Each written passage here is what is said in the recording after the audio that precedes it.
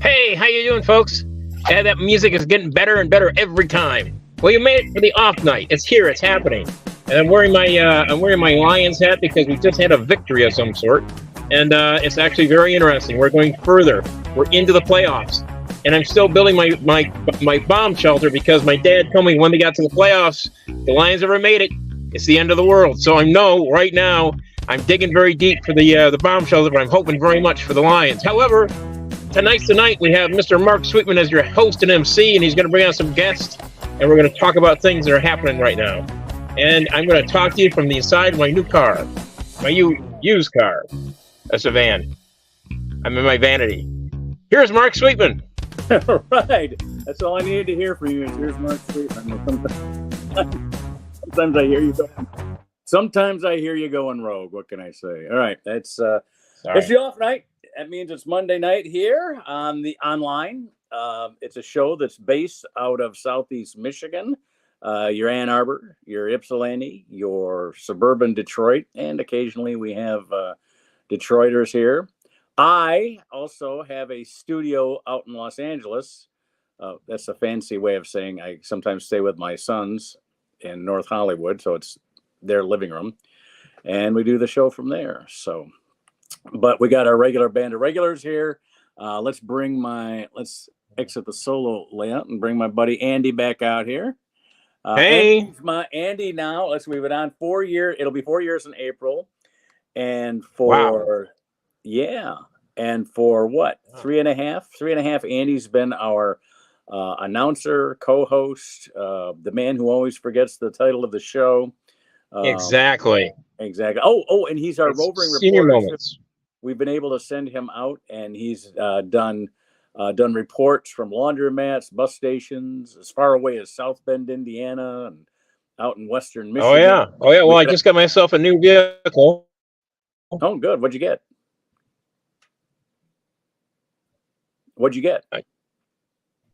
Did I lose Andy? Stuff. Some people call it a minivan. I call it a mini home. There we go. There you go. All right. So you see, yeah, that's good. Part of it in the back there. Oh, you're in the van. How about that? Now, what brand is that? What brand minivan is that? This is a Toyota Sienna, which is ironic because I did play the Lion, and in a Toyota ad, basically promoted the Sienna in like 1990. Real, and now here we are. The Lion finally got a Sienna. Here we are, 34 years later. After playing the Lion in the Sienna, you now are a Lion fan in a Sienna. Very good. So exactly. I'm a man, a van, and a Lion in the Sienna. So I'm a Lion fan, a Lion in the Sienna. Good. That's right. I did it for the auto show for a whole year. Wow. Fascinating history, my friend. That is a fascinating history. Anyway, so we always start off with a chat with Andy, see how he's doing. Good to see you. But then we go right to Susan, because Susan doesn't stay with us for the whole hour. Susan is my bride, and she became probably, I guess it'd be about 2.25 years ago now. She became our poet laureate. Poet laureate, keeper of the agenda. I like to think of it as, because the deal was when she started writing these poems, it was always news based. Oh, that'd be a great agenda. You read the poem and then we go off those topics, and we maybe hit 2 topics each week off of it because we go freestyle. So, but anyway, that doesn't mean much right now. I'm going to bring Susan out here so that she can join us. And a man fan in a van. Yeah, we'd like. You know what? It's 4 ugly white men and Susan, so I'd like her to stay longer, but she always has to butt out for other things because, look at her. I mean, wouldn't you rather look at that than us?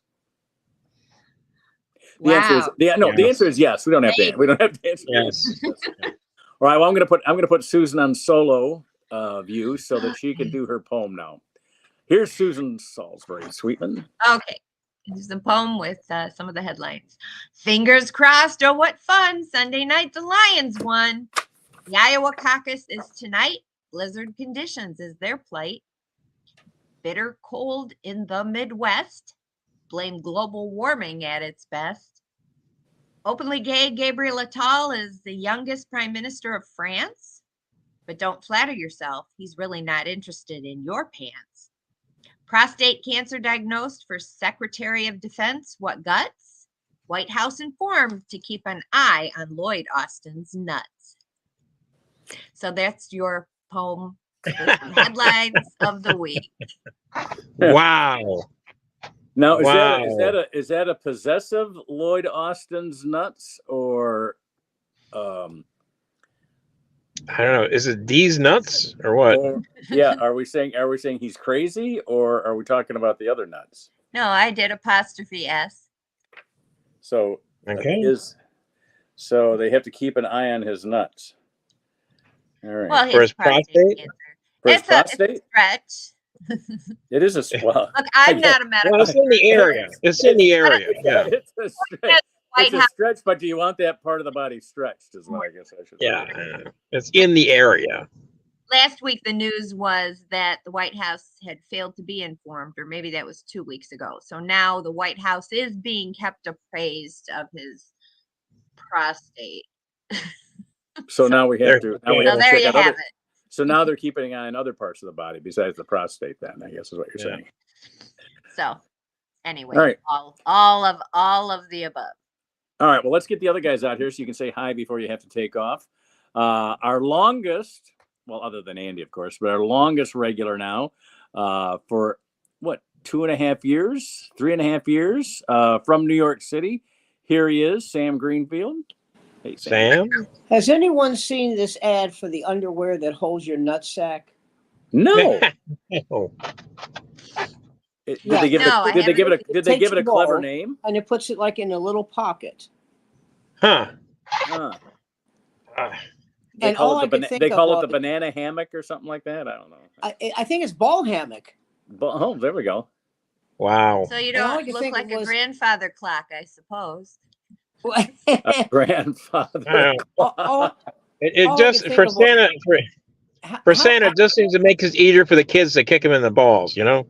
How bad do your balls stink that you have to have them sequestered? Good question. Oh. That's a question for Now, if we had the else. ability for call-in, we could put a graphic down there with a number, and people could call in and give their answer. I mean, I don't want to brag, but mine reek of lilac. Who told you that? No, just kidding. I don't want to brag, but Freddie Mercury. I don't want to brag, but everybody. Mine reek of Dissonance. All right. And coming up, our latest regular, although it's been a couple years now since he joined us as a regular, here he is, our friend Jason Grant. Hey, Jason. Hey, I am Hey, conducting a seance as we speak, and I've conducted Bella Abzug to ask her about ball stench, and she is something of an expert. So, How far back? There you go. My favorite line I can about hear her. Jason, I can't see him. I'm here. I'm looking My to favorite line about her is she wears that hat to cover her bald spot. Yep. So Yeah. Sam, if you're the longest, whip it out. Let's see. Or are we talking about something else? No, we're talking. You're thinking of most prodigious. Oh, there you go. Well, you can Naturally. see where my mind is at See- these days, and it's See off what to you a did, flying Susan? stop. What Yeah, did I do? you got it all started. You got it all started with the ending of these nuts. That's what happened. We're talking about Lloyd Austin's prostate and other parts of his anatomy. Wasn't there an election, a primary, sometime a few years ago, where I think it was a Republican primary, I'm not sure, where D's nuts finished ahead of Marco Rubio? Yes. That was Yes. 2016. You are correct, sir. That was 2016, I think. Yeah. You know, he said he's going to support Trump. I go, wow, way to stick your neck out. Yeah. You know, I got to tell you, after what happened here in Michigan, I think Trump is the best guy for the Democrats, for the Republicans to run, because everybody he endorsed here in Michigan lost big. Well, you know what's happening in Iowa is that in this caucus is that 55% of the people, Republican, don't like Trump.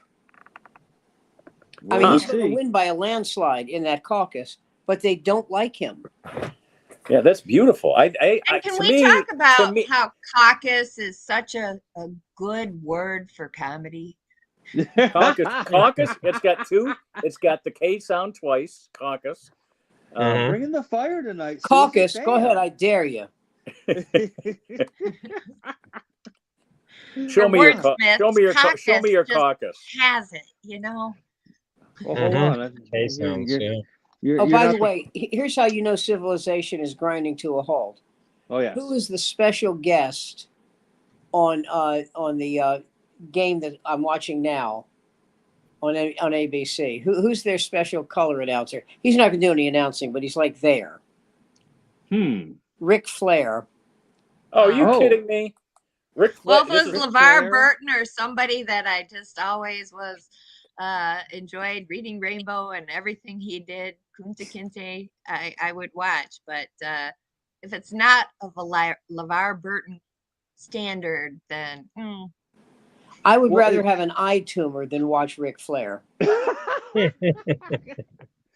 and by the way, in the intro for him, it says Ric Flair, 16-time professional wrestling world champion. It's fake. It's fake. But you know what, Sam? If you think about it, that Worldwide Wrestling Federation and all of big time wrestling and whatever they called it in whatever city you were in, all of that was the precursor for what we have now. In terms of what? In terms of what people will believe and what people are gullible for and what people think is valuable and worthwhile. Did I tell you years ago, I interviewed Chuck Barris? Nice. Yes. And Chuck Barris said he had a game show that he pitched to NBC. And the game was called Greedy.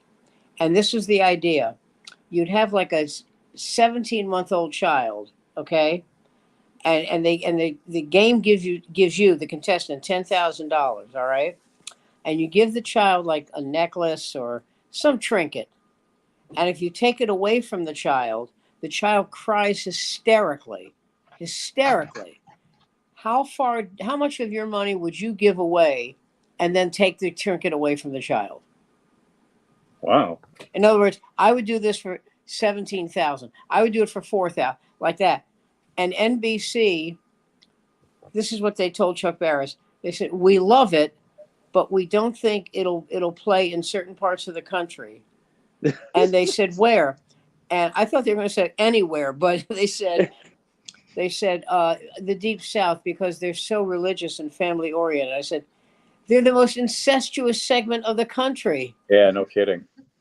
Well, I haven't done any polls or studies, so I'm not sure if your statistic is true. Susan, that game show reminds me of Dan Lawton's. Andy, do you remember Dan Lawton?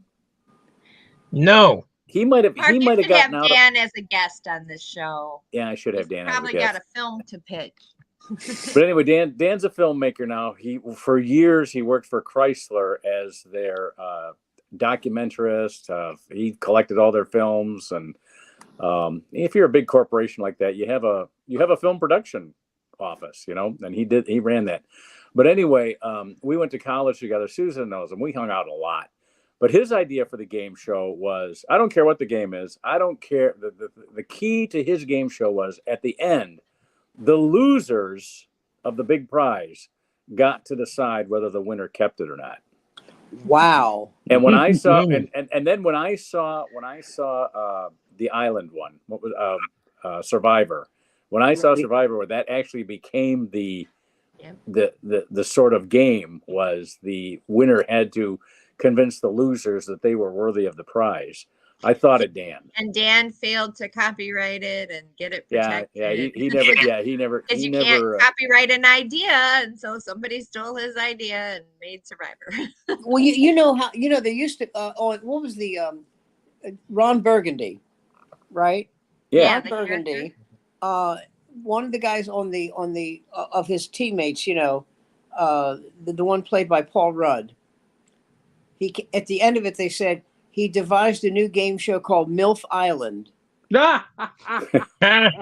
and I'm looking, and I think about that now because I go, how far off were they? Not very. No, not really. Guys, All right. On that note, I'm gonna say Happy New Year and Happy New Year, my dear. We'll Here's see where the you. show. Thank you Here's for where the show phone. gets. Here's where the show gets ugly. And In so many ways. I'll be watching. Oh, Well, good. You guys do understand that it wasn't all that long ago in terms of human history that we were gathering in a large coliseum to watch people hack themselves to death. You know, that is true. That did happen, and we used to have warm-up matches by watching. Wait, you're thinking of the Juggalos? Well, yeah. What were you thinking of? Yeah, I mean, obviously. I mean, you've been to a Guar concert, haven't you? Well, once. Yeah. Do the Juggalos still meet here in Michigan in the summer? I think that, or in a toxic waste septic facility somewhere south of Toledo. I mean, aren't they from Ann Arbor or something like that? No, they're from Taylor or something like that. Oh, Taylor. Okay. They're you know who we're talking about, Sammy? Yeah, I do. The Insane Clown Posse. The Insane Clown Posse. One of the originators of rap, actually. They've been around for 40 years.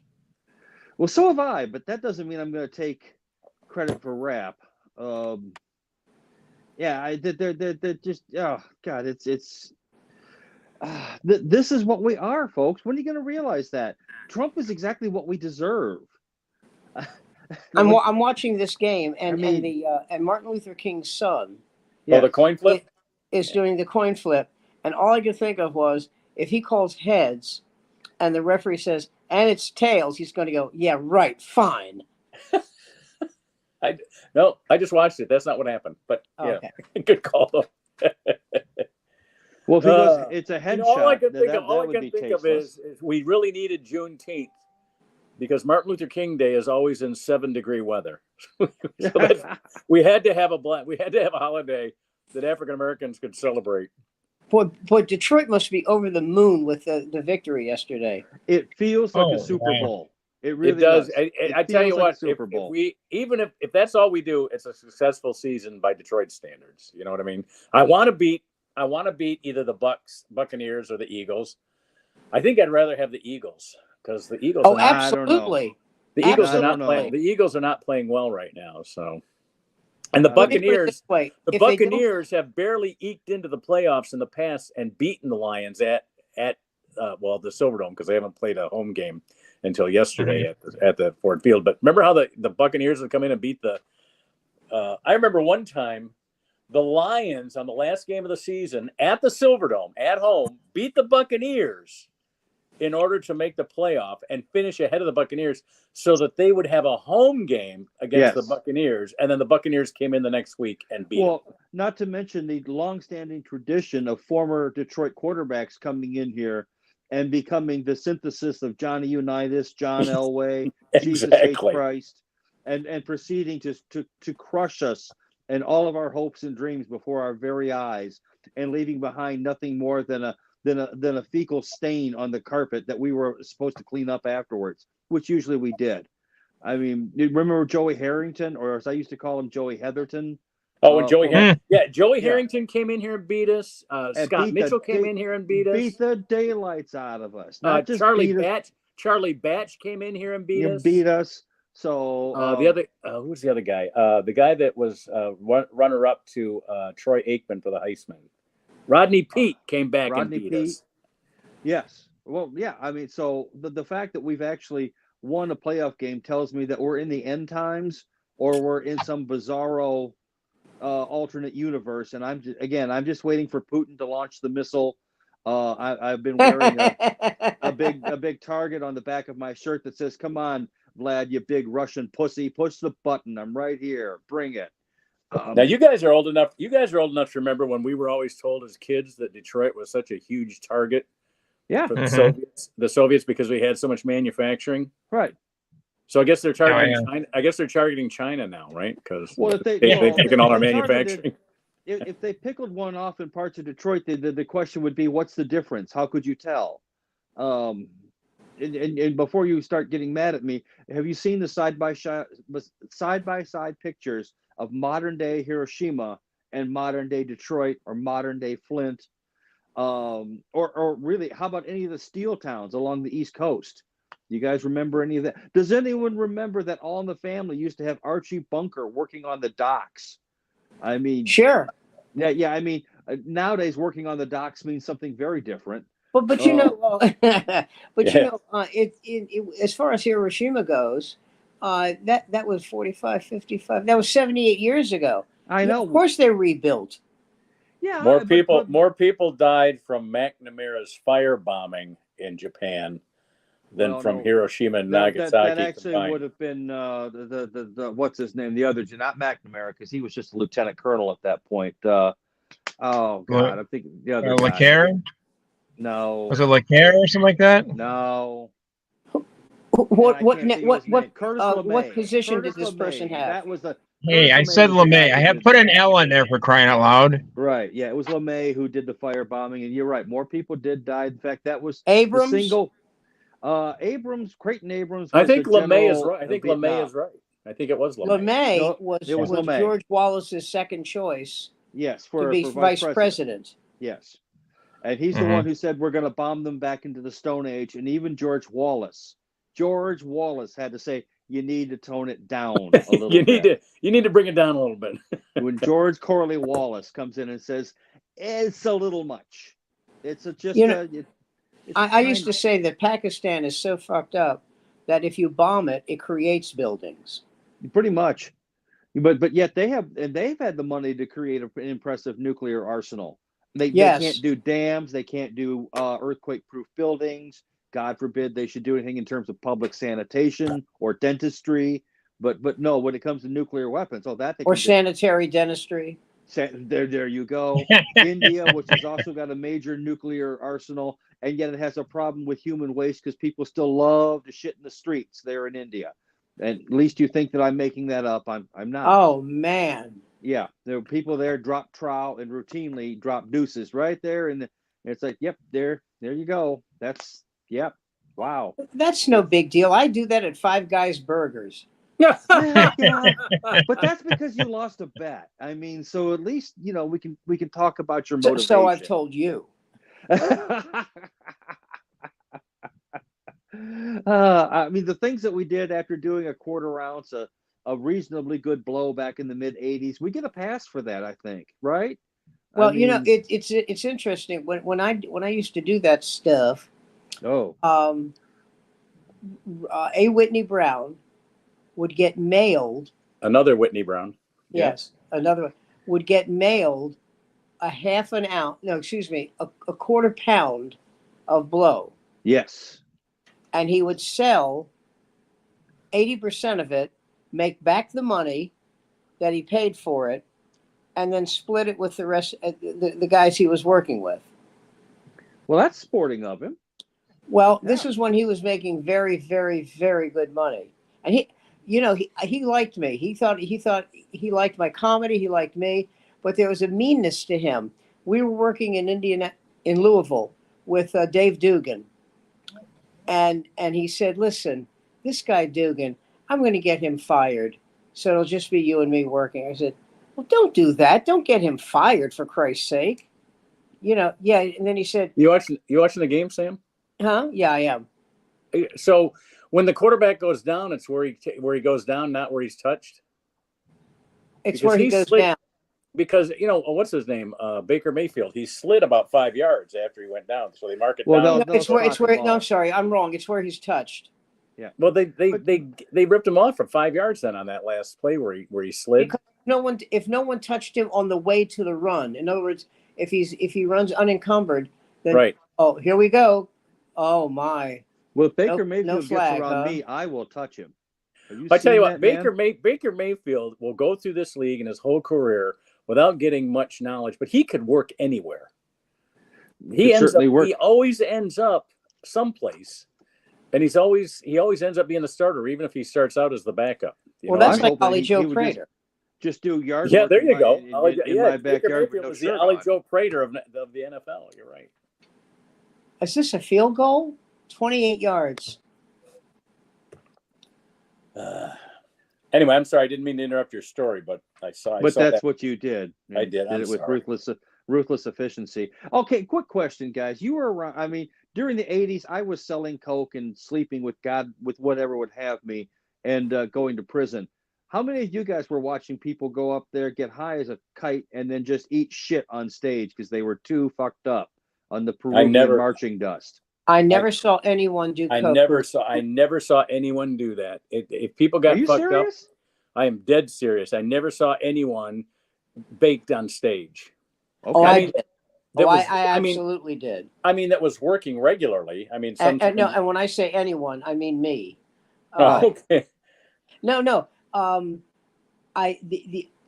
The only people I saw, I don't even remember the guy's name now, but the only guy I saw, the reason his set was not good was not that the material wasn't good, but people were distracted by the mucus running out of his nostrils. That's going to be a problem. You're under the two that I can think of that I saw wasted on stage, but this wasn't every night, like I say, were Ollie Joe Prater, who drank during his set, and it depended on the bar owner. If he worked for a club that just kept feeding him booze, because every time he drank, the rest of the audience would buy some. You know what I mean? They saw that as a promotion. That beer that they gave to Ollie Joe sold probably 100 other beers in the room. And the other guy, his problem was cocaine, was Skip Stevenson. Oh my God. Stevenson from Real People? Yeah. Yeah. He would always do a bump before, but sometimes he got a little bit too wasted before he went up there. Sometimes the bump animated him a little bit, but other times. And then there was that one time, I didn't see this show, but it was at the time when I was working with him back in those days, where he started bleeding out of his nose. Oh. And he had to leave the stage, and the MC came up there and did about 15 minutes while he tended to his bloody nose, and then he came back up. And but when he passed away from a heart attack, that was all the story out in L.A. Well, I've heard stories that Mitch Hedberg, who was not he was a heroin addict. Yeah, he was smack. He was a heroin addict. That he would come out and his opening set would be brilliant. Then he'd go backstage and fix up a little bit, and then come out and just be a stumbling, slobbering mess. Yeah, I never saw that, but I never worked the second show. But you got to remember, there are people, I can't speak for Mark, but there are people that I worked with who were stumbling, slobbering messes, and they weren't doing drugs. Well, yeah, that's true. I mean, that's not a joke. That's true. Did the word get around to the ownership or the management that this guy's a problem or that guy's a problem? He's not a problem unless he does something that chases the audience. Yep. If you keep the audience there, you're not. I had a friend who used to manage a comedy club, and he told me once, I never ever cared about how many people were in the audience till I ran a club. Oh. He said, and then it possessed me. Yep. He said, I looked at every chair like it was my child. And it really did. So if you have a guy who goes on stage and people don't get up to leave, right, the owner couldn't care less. Right. But I understand that. If you walk to the room, I mean, say your material for whatever reason ends up pushing. That would be something that might chase the room. Rich Jenny told me a story about a guy he worked with who played guitar, and he did, the Marine hymn, and he sang this song. You can tell by the smell that she isn't feeling well when that time of the month comes around. Oh, I'm not done. You can tell by the taste that it ain't tomato paste when that time. And the owner said, you know something? I can only take so much. And I said, I've heard that from chicks.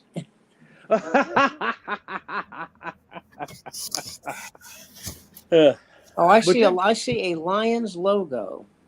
That's Andy. Andy with I had more. Is Andy moved over? Is that it? Yeah, I moved into my house. He's out of the car and into his house now. Here's my. By the way, this would be a great time to start selling lion paraphernalia. Yes, got everything going. Lions. I got the lion scarf. We have closets full of it that has been sold in the past and then retired rather quickly, barely used, barely worn. Yeah, there's some titles on the T-shirts. Lions win the Lions win the $100 gift certificate from Walmart. That's those are the T-shirts we had. There's always like whenever there's a Super Bowl, they print up 2 T-shirts, one for the team that does win, and there's another T-shirt that gets printed up for the other team as if they had won. But if it doesn't happen that way, that stuff ends up being sold like in Mexico City for a nickel a shirt kind of thing. No, I heard a story on. I told this last week, didn't I? Or maybe I just talked to Sam about it. But they had there's a story on NPR where they have like mission churches and mission trips that go to like Africa and Asia, and they're going to clothe and feed or build latrines. Yeah. What they do is the NFL gives all of their gear for the losing team. Yes. To whoever's leaving that month. So on February 15th or whatever, what is it? February 12th, I guess it is this year. Whoever's going to Africa for some mission trip is going to have the losing team's gear with them. Celebrating a victory that never was. Right. But they're not going to know the difference, and well, we're not going to shame them any more than necessary. So there's that. Yeah, I don't think anybody from Zaire is starting to go, wait a minute, you like the Commanders? You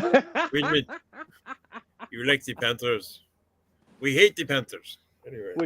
Which reminds me, Rumble in the Jungle. I saw that thing. I posted it.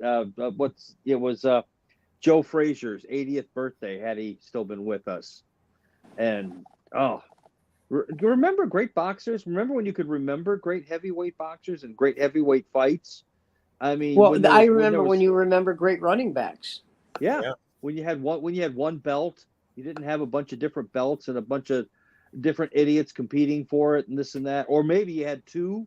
And you had a unification fight, I saw the fight. Well, how about the bowl games? They went from 4 to like 25 now. Yeah. I saw.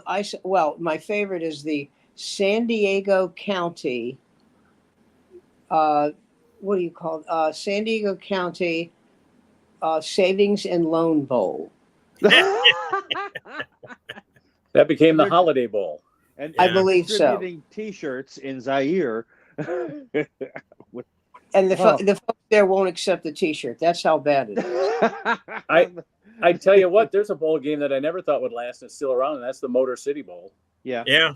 Every year, the day after Christmas. Still going? It's still going. It's always the Mid-American Conference champion. Yeah. And whoever the highest team they can find that will accept the bid. Yeah, it's like you got to be like Tennessee finishes 3rd in the SEC, they're not going to the Motor City Bowl. But we won the MAC, so we get to go to Detroit. God, exactly. Look, there's an ad on TV for the Masters tournament, and it says, "Still virtually all white." That's strange. Yeah, I saw that too, and all I could think of is that's got to be just the weekday, right? Because CBS is not going to give up the Masters for ESPN. Do you remember? Oh no! It's wait a minute. Yeah, that's just for the ESPN does the Thursday and Friday, and then on the weekends they have they have one hole, I think, each or something like each of the ESPN stations has a hole or something like that. You know what I mean? Where they got 16, 17, and 18. Now, are you talking about what they're covering, or are you talking about the people who are behind the desk there? I'm talking about the coverage. Thank you. All right. Wow, I managed to bring it to a complete halt. That's amazing. Everyone let that go. I'm so surprised. Yeah, really. I know. Well, I think we're tired of that was kind of a Wesley Partridge type comment. We're kind of going through that look, guys, I'm out of practice. Okay, I admit it. I mean, it's just sometimes the mojo's a little behind you. You are doing fine, my friend. I've been spending most of the week pounding the left side of my chest intermediately, trying to get my heart to maintain something that comes close to a regular beat. And yesterday, after coming out of the gym, I proceeded to get halfway home before I had to pull over, throw up, and have my heart pound out of my chest and lay down for about 4 hours while I tried to recover a color that wasn't fish belly pink. So, yeah. I know what's going on with you, my friend. Arterial defibrillation. Yeah, well. Go check it out. Is that what it is? Yep. Go check it out. I felt like these 3 wet pops in my chest, and then massive waves of nausea, and just you're gonna seep that machine in your future, my friend. Yeah. The only person I know who says my friend that much is mobbed up. Yeah, I know. Hey, I don't want to tell you how I got here, but Now let me tell you, my I just recently watched Bullets Over Broadway, so that's probably I'm playing cheat. Oh God, what a great movie! Oh my God. Don't speak. Don't speak. No, don't speak. Diane Wiest, when he goes to drink something, he goes, "My God, what is this? I believe it's gasoline." This gasoline. Just cut it with some nails. Just cut it down. I'm going to tell you something. It's only 3-0, but what's their name? Tampa is just killing them on passes, and now there's a flag. It's Baker Mayfield. I'm telling you, Baker Mayfield is way better than people give him credit for. If you're with a team that doesn't utilize your talents, face mask on Philadelphia. So they just got like 20 yards, so it's going to be another like 15. Does Tampa Bay still have Sue on their team? Who? Sue? No. He's gone. He's retired or what? He's not retired. In fact, he was lobbying to get on the Lions this year. Again? He was trying to. When they needed a defensive tackle when McNeil went down, he was saying, "I'm available," and Detroit looked at him and said, "Yeah, maybe not." We're kind of over the problem children thing. Yeah. We can do a little better than that. Who's hosting the game? Actually pretty good. The game is being hosted by Tampa Bay. They won the South Division. That is correct, and that's why it's so beautiful there. That's not why, but that's the reason.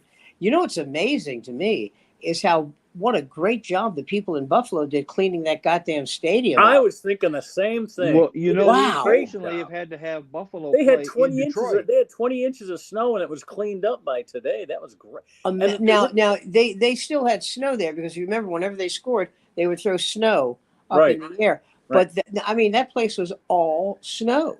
And here's the other thing too: the city of Buffalo is only like 300,000 people, right? They asked for volunteers to come in there, not people that had tickets or anything. They just said, do it as a civic duty. Can you imagine somebody my age spending 8 hours shoveling that shit? You'd be dead. Listen, thanks a lot. Well, can I go see a game? Yeah, it'll be on Peacock. We'll give you the $5.95 for this month's subscription of Peacock. Because billionaire owners of NFL teams can't hire enough people to clean up their stadiums for them. You know that show Undercover Boss? Yeah. Yes. So he takes the boss. He gives people really nice things. I'm going to pay for your child's college education. I'm going to send you and your family on a vacation. Really nice stuff, right? The guy who used to own Modell's Sporting Goods here in New York bought a woman a house. Nice. Okay. Wow. And I met him and I said, "How's she doing?" He said, "Well, she doesn't work for me anymore. She's moved on." And I said, "So are you upset about the house?" He said, No, I gave it out of respect for her. No, she was married. She was a widow with 2 kids. No, I'm thrilled to have done it. But I always thought about that because I used to work at this deli, right? And I thought, if the guy who owned my deli was on Undercover Boss, they go, "Sam, you have been such an outstanding employee. We are giving you 2 free turkey burgers." Oh, and by the way, I was reading the Yelps on the place that took over for where I used to work. Mm-hmm.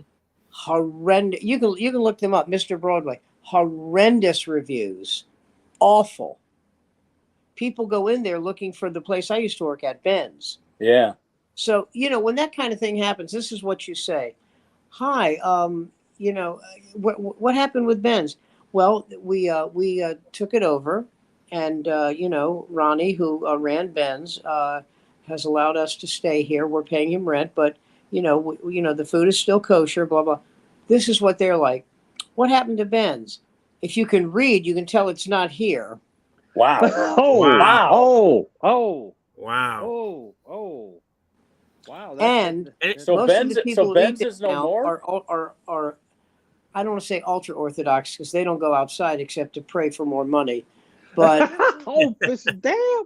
Yeah, that's right. I said it. Yeah, the national bird of Israel is cheap. You know what I'm saying?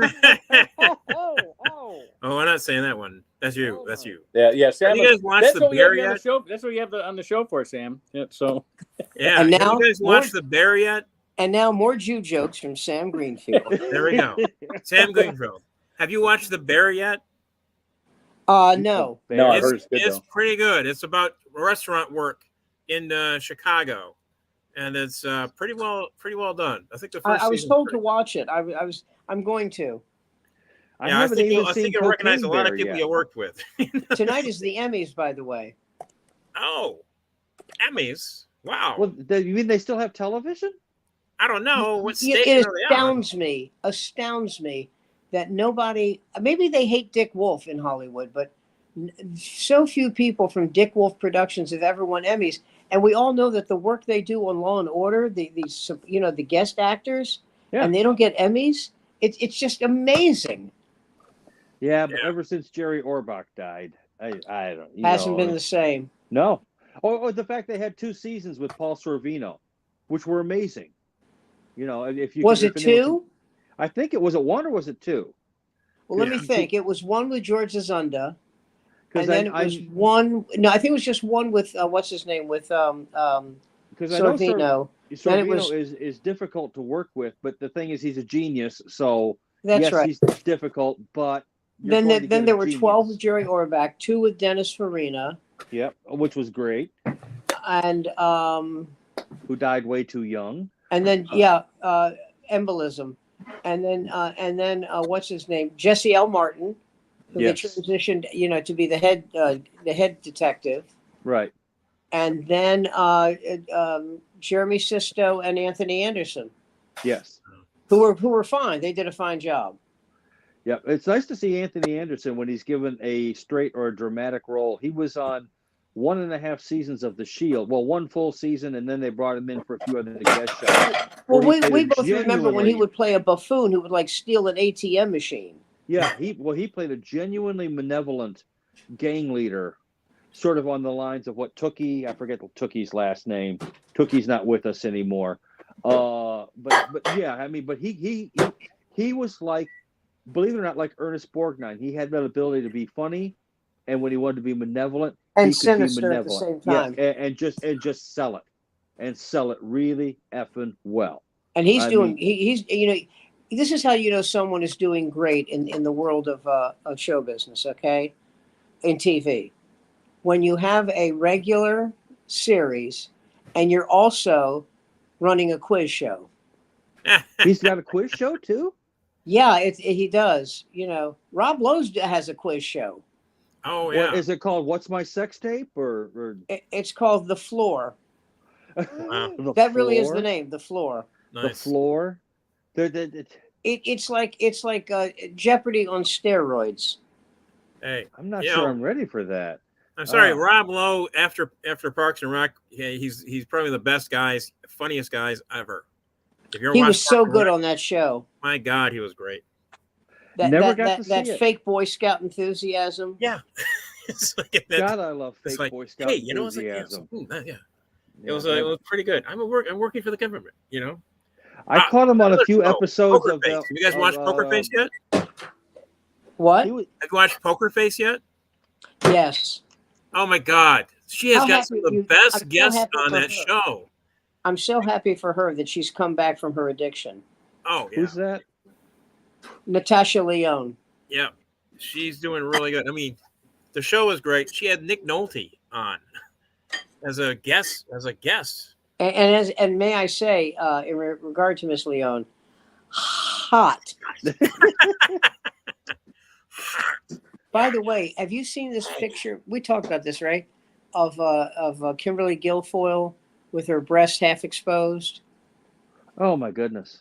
And they come down to her navel.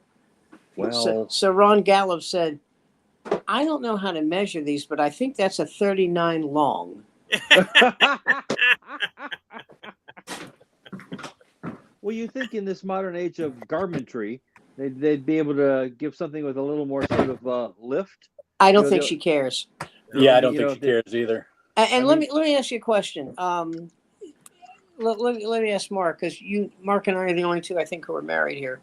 Mark, how long were you engaged before you got married? 2.5 years. Wow. Okay, let me see. For me, we got engaged in 94, and it was almost 2 years. They're going on 3 years, the Trump Guilfoyle combo. Really? Wow. He's not Well, married. we were 2.5 years because we met. She was a freshman, I was a sophomore in college, and we wanted to get through school. Okay. Before Yeah, we because I was married, going to so. say, explain that He's to not me. marrying her. Oh no. That's just my opinion, but you know, he's from the cheapest milk is why buy a cow family. He's from the if the milk is valuable, I'm going to steal it somehow. Yeah, he's actually from the Trump family, so Yeah, exactly. I'm going to negotiate a deal where I get everything and you get nothing. Well, that's the idea. yeah, it amazes me. She was married, not engaged, married to Gavin Newsom. Oh, That my amazes God. me too. That really amazes me. And she's admitting that publicly. I mean, she escaped his dungeon? And she said the only reason that they split up is because she was in New York and he was in California, and they just had no time together.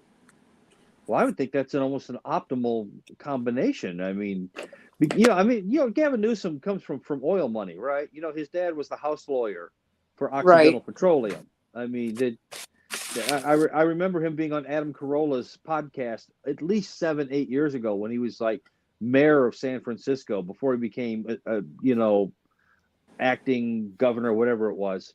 And he's trying to come off as if he comes from the working class. And it's like this dude was never working class. And I don't care someone being rich. I mean, FDR never tried to pretend that he wasn't rich. Certainly John F. Kennedy never attempted to pretend they didn't come from money. Although the Kennedys were never accepted for having money, even though they had more money than most of the waspy. John F. Kennedy was running in the West Virginia primary.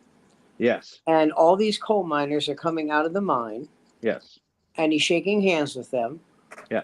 And one of the coal miners says to him, "Is it true that you've never had to work a day in your life?" And all of his aides are like, "Oh, well, gee, and he goes, no. He goes, "That's true. I have never had to work a day in my life." And the miner said, "Brother, you haven't missed shit."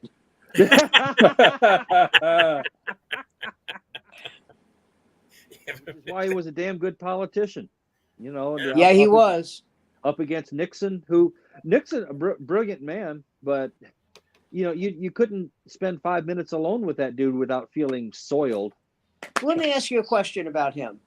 Suppose he had said to the people in makeup, "Yeah, you can put makeup on me." Yeah, he might have actually done better. He might have actually won. He wouldn't have looked so sweaty. But I think he had the flu. Yeah, and he was sweating, which was his his calling card. But if he had let them put a little pancake on, he might have, because he literally looked like, "I tell you, I don't know where it is." I don't know where it is. Leave me alone. I don't know where it is. Sorry. You've absolutely put your finger on it. I mean, he always had that shifty Nixon. He looked like Peter Lorre sounded. Yeah, exactly. "I'm not tired anymore." I'm not tired. And this is a quote, by the way. Got a situation that is possibly not my problem. Okay. This is not my penis. I bought a cloth coat to cover that penis, and I told Nancy, not Nancy, sorry, Pat. Somebody once said, we can't. Coat. She's not going to put a fur on it; just cover the cloth coat. Well, you guys. Somebody said to me once, "We can't stand Pat." I said, "Oh, you too?" You guys that's remember right. the She's old right joke? down to her bloomers. All right, here we go. Why was Nixon never circumcised? And that's because there was no end to that prick. Oh, wow! There you go. Then there was the other. That's a little bit of sunshine right there. Then there was the other one that you'd find at urinals. Don't look down, but you've got Nixon by the neck. Another popular. For those of us who remember those times. How about that? The bumper sticker that I saw when I was a kid was, listen to me, when I was a kid. Dick Nixon before he dicks you. Well, my favorite was tanned, rested, ready. Nixon 72. Oh, and by the way, his slogan for 68 was Nixon's the one. Yeah. And there was a poster that was an enormous bestseller, which showed a black woman who was about 8 months pregnant. Nixon's the one. That. Yes, that was a National Lampoon thing. That. Oh yeah, great. That. Oh goodness. Oh my. Well, 10-0. 10-0. Whatchamahoosie, Tampa. Buccaneers. Yep. I still want to play back in the Philadelphia day when George because Matt Wallace Patricia took is the the defensive coordinator. Took the They're going to presidency fire away. that coach. Sorry, They should fire the if they fired the guy that took him to the Super Bowl, they should fire this guy. Well, look, this isn't even a what have you done for me lately? It's been 3 years since they won the Super Bowl. Does that sound right? 2 years. Yeah. 2 years. Okay. 2 years, 3 years, I can't remember. But 2 years. 'Cause they won No, it 3 years, before- 3 years because they were in it last year. but they didn't win. And they didn't win. And the year before was Kansas LA. City. LA was it. LA was Oh, in it. LA, excuse me. Yeah. And And LA so was- the year it's before been- that, so it was 3 years ago that Philly So it's won. been 3 years. Well, 3 years in football is a long time. Yeah. And they're not good. Tell me And about they it. went We from were 10-1 to 10-6. hell 2 years ago. We were 3-13. So I know. And by the way, one thing you can say about Washington, they have sucked consistently for the last 4 years. They haven't tried to fool anybody. well, the word in Detroit is that you're interviewing both our defensive and our offensive coordinators for your. Yeah. Yeah, but that's just for lunch. Hey, are you guys still They playing have in to bring their RFK best Stadium? recipes. By the way, now I hear that Belichick is having conversations with Jerry Jones. I've Which heard the same is- thing.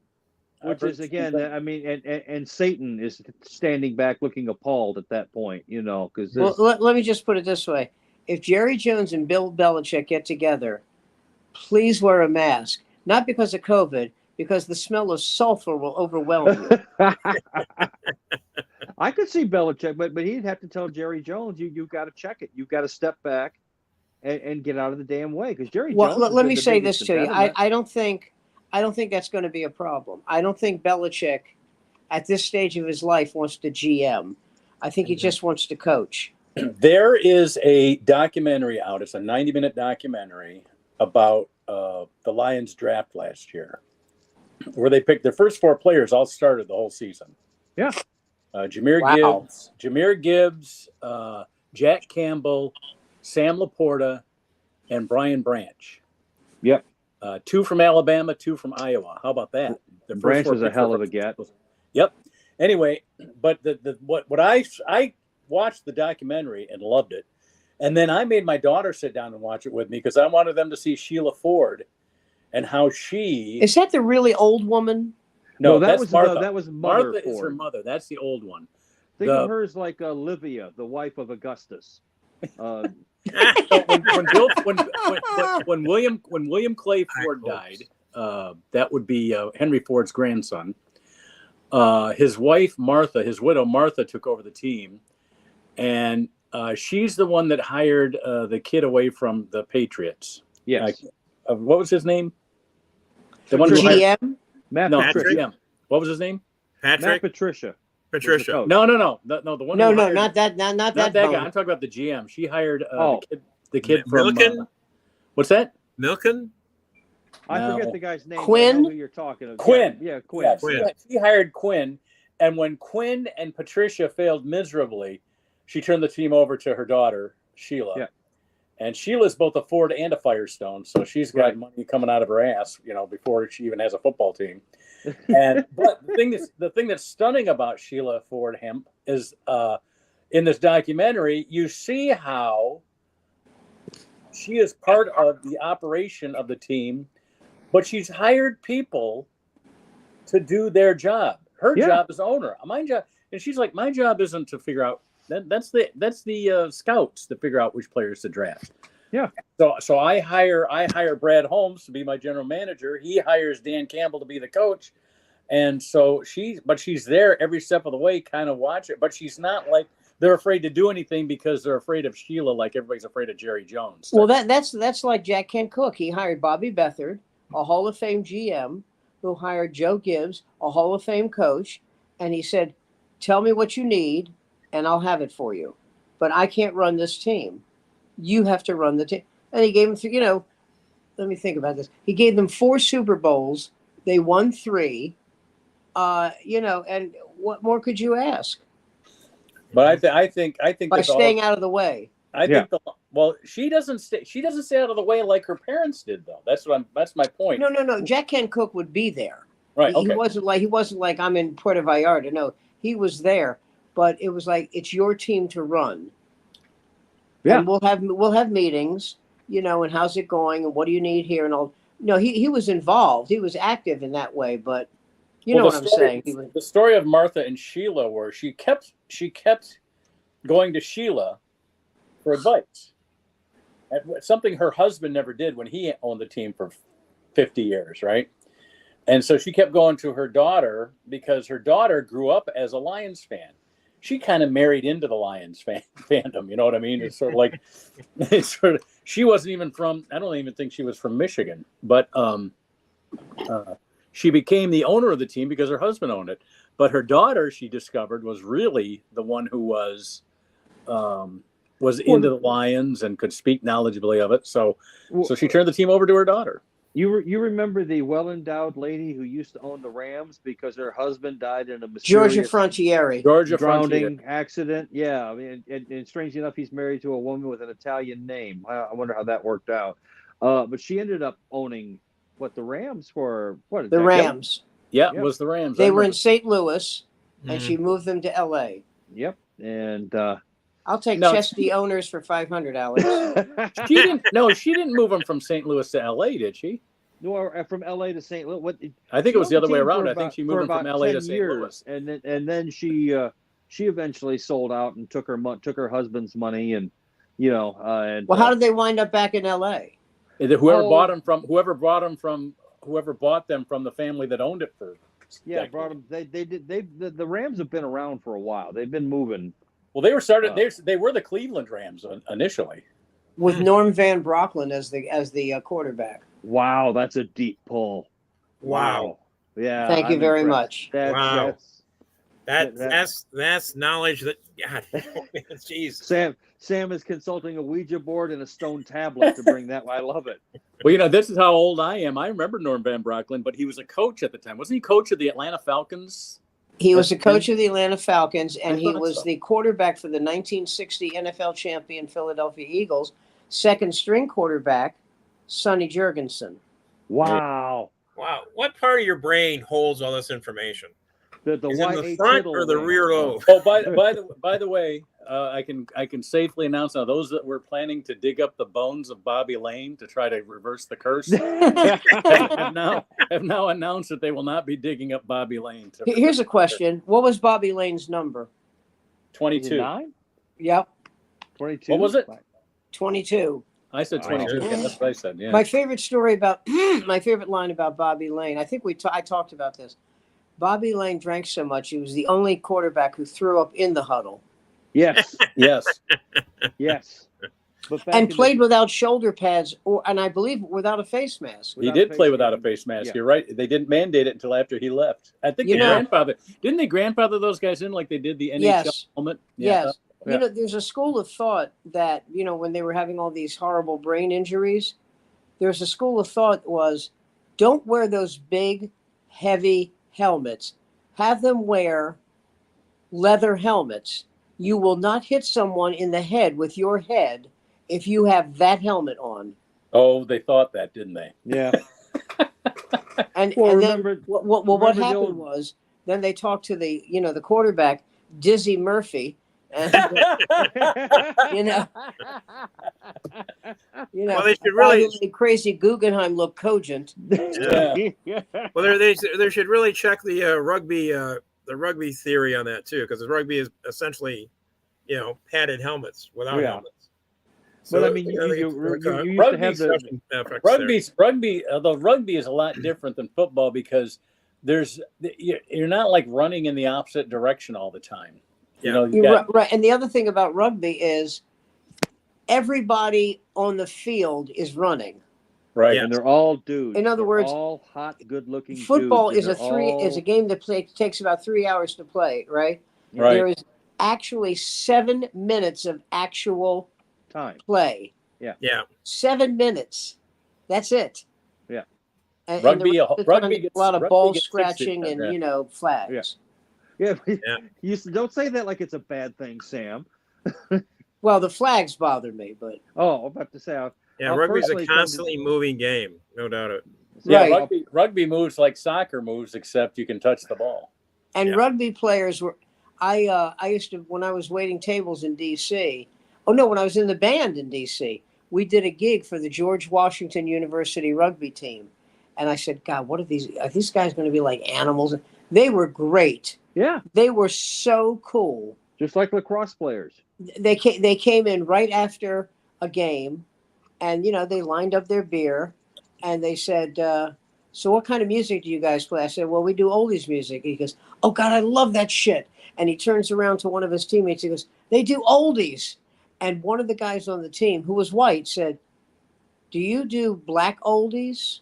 And I went, oh God, please no. And I went, yeah. He goes, oh, thank God. He said, if I have to hear Ricky Nelson, I'm going to kill one of you.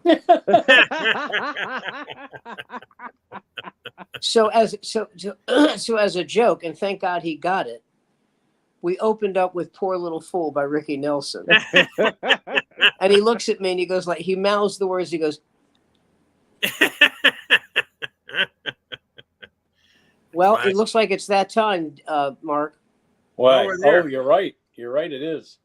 Well, thanks to everybody for stopping by. It's been the off night where, Poor Little Fool. let's say what it is. We should just call the show Geezers, because that's pretty much what it is. Hey, like and subscribe before we die. So Yes. yeah. Oh, yeah. I got that here somewhere. Where did I have my like and subscribe? Here we go. You need to know where to go. It's right next to your Alzheimer's medicine. There we go. Oh, there we go. Click. YouTube. You're watching this. One. You're Finally. watching this on YouTube, so hit the like button. Also, subscribe to youtube.com/@theoffnight. It's right there on the screen for you. Go ahead and help us out by doing that. And and we'll talk after we go off the air. But right now, it's time to let me see if I can find my music again. Yeah, because everybody who's listening, when you leave, that's when it gets entertaining. That's what you're right. It is. We'll see everybody next week. Oh, next week I'll be in Florida. What now? But I should be able to get hotel like Monday night. So we'll see everybody next Monday. We'll chat later. All right, everybody. Thanks, folks.